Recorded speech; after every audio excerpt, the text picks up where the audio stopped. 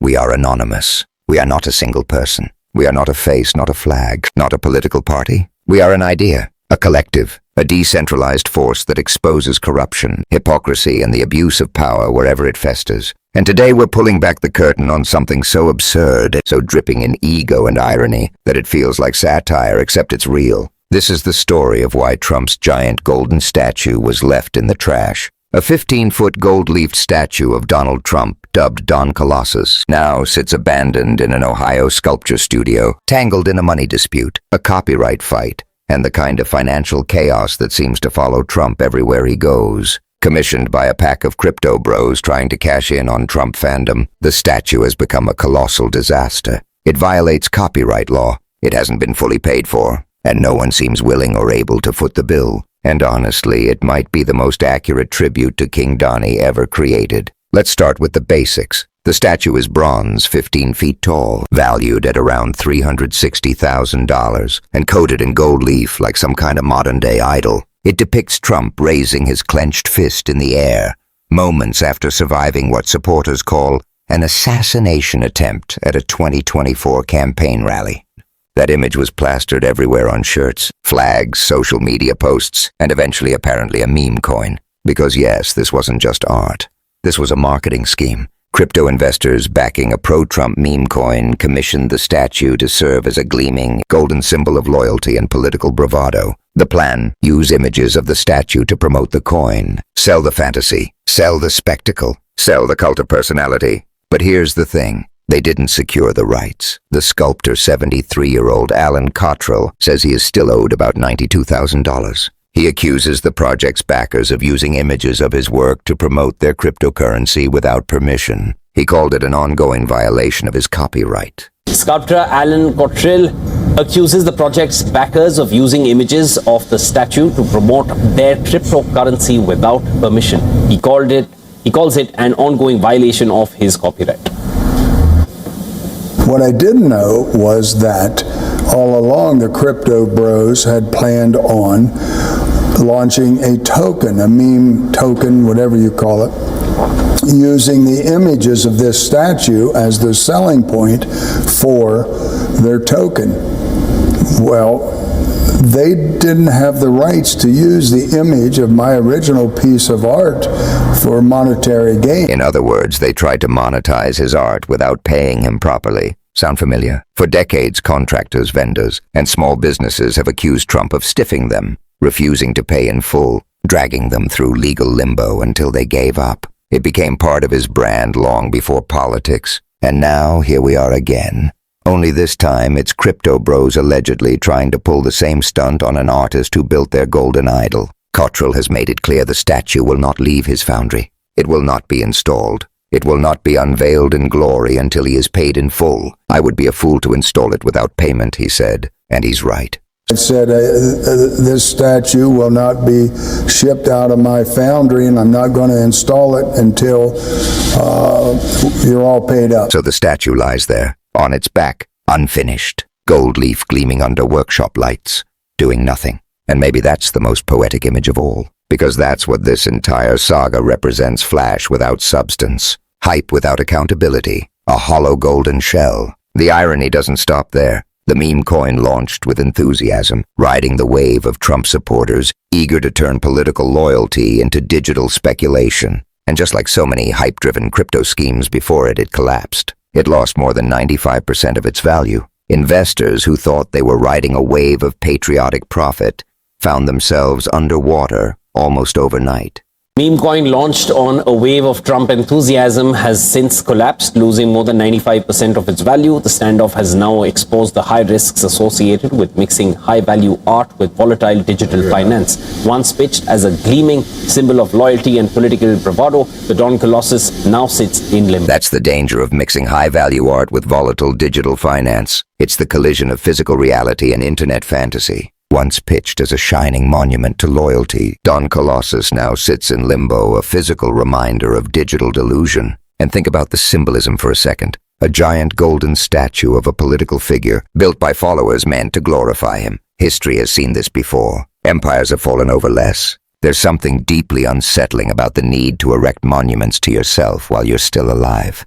the craving for praise, the obsession with branding everything with your name. Towers, stakes, water, universities, golf courses, and now statues. It's not subtle. It's not humble. It's ego cast in bronze and dipped in gold. Even the design of the statue reveals layers of vanity. The sculptor told reporters that he originally made Trump very lifelike. But the crypto backers reportedly asked him to slim Trump down, remove some of the turkey neck, thin him out. So the statue isn't just a monument, it's an edited version of reality, a photoshopped fantasy in 15-foot form, a golden filter applied to aging flesh. And Trump reportedly texted one of the backers saying, "It looks fantastic." Of course it does. It's the idealized version. Thinner, stronger, triumphant, bathed in gold. But here's what you don't see in the promotional images. The statue is hollow inside, completely hollow. It's a shell. Structurally necessary, of course you can't cast solid bronze at that scale easily, but symbolically, it's almost too perfect. Hollow, strip away the gold leaf and what remains, an empty interior.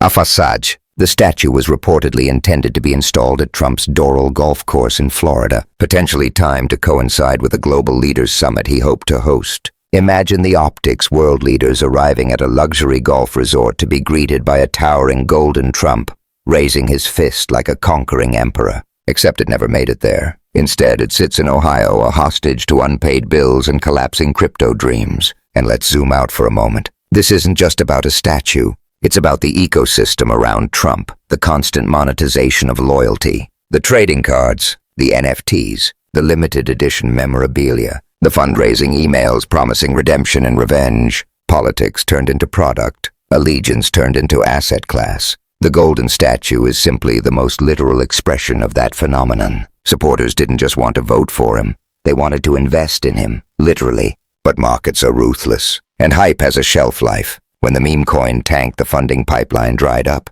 The grand vision of a gleaming monument began to crumble. The artist was left unpaid, the investors were left holding worthless tokens, and the statue was left lying on its back, a fallen idol before it ever stood upright.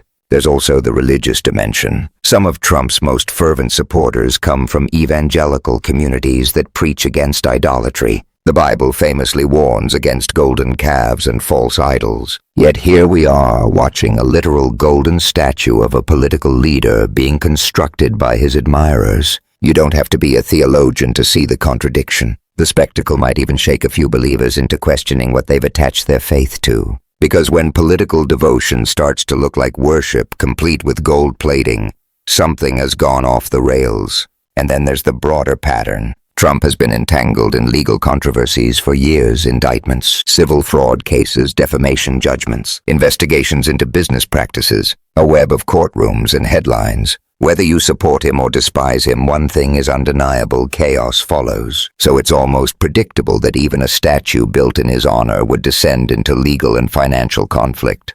It's like gravity. Add to that the long shadow of his association with Jeffrey Epstein, a man whose crimes involving teenage girls shocked the world, while Trump has denied wrongdoing, documented interactions, and past praise have fueled ongoing scrutiny. That stain doesn't disappear under gold leaf, it lingers. And so the statue becomes more than art. It becomes commentary. Not intentional commentary, perhaps, but commentary nonetheless. A monument meant to project strength and dominance instead projects instability. A symbol meant to convey triumph instead conveys unpaid invoices and broken promises. A 15-foot proclamation of loyalty reduced to a warehouse relic. You can almost hear the irony echoing off the workshop walls. Heat torches firing, metal clanging, gold leaf being applied layer by layer. Applause tracks playing in promotional videos, and behind it all the quiet ticking of unpaid bills. This is what happens when spectacle replaces substance. This is what happens when political identity becomes product branding.